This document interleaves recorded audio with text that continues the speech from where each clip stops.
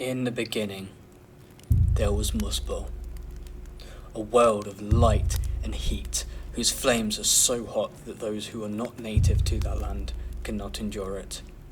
Thorpe sits at Muspel's border, guarding the land with a flaming sword.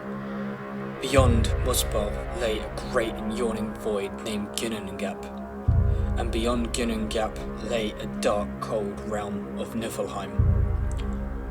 Ice, frost, wind, rain, and a heavy cold emanated from Niflheim, meeting in Ginnungagap. The soft air, heat, light, and soft air from Muspel, where heat and cold met, appeared thawing drops, and this running fluid grew into a giant frost ogre named Ymir.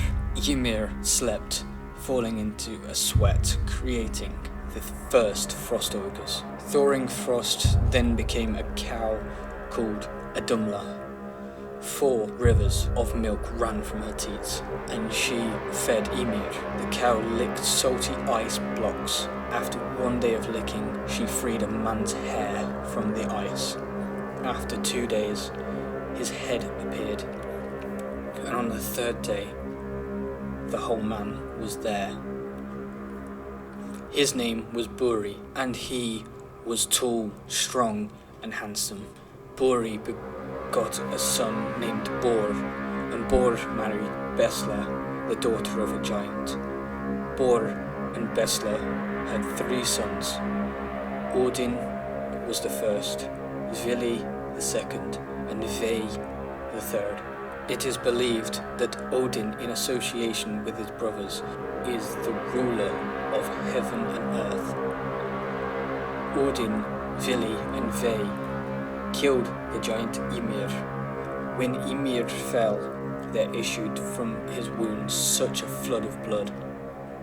The sons of Bor then carried Ymir to the middle of Ginnungagap and made the world from him. From his blood they made the sea and the lakes.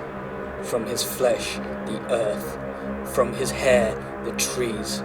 And from his bones the mountains. They made rocks and pebbles. From his teeth and jaws and those bones that were broken.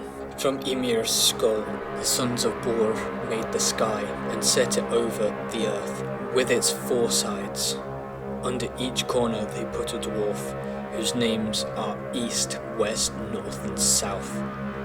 The sons of Bor flung Ymir's brains into the air, and they became the clouds. Then they took a spark and burning embers that were flying about after they had been expelled from Muspel, and placed them in the midst of Ginnungagap to give light to the heaven above and earth beneath. To the stars they gave appointed places and paths. The earth was surrounded by a deep sea. The sons of Bor gave lands near the sea to the families of giants for their settlements, to protect themselves from hostile giants. The sons of Bor built for themselves an island stronghold using Ymir's eyebrows. This stronghold they named Midgard.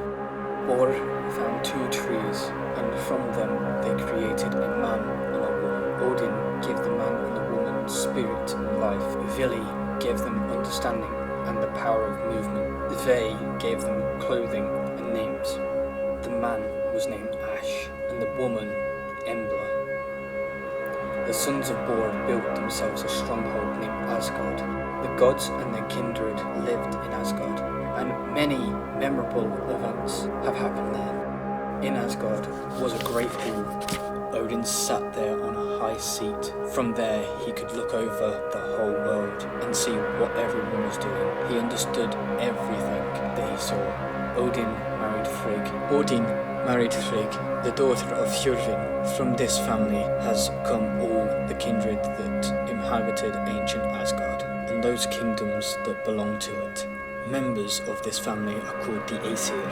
This must be the reason why Odin is called Allfather. He is the father of all the gods and men, and everything that he and his power created. The earth was Odin's daughter, and his wife as well. By her he had his first son, Thor.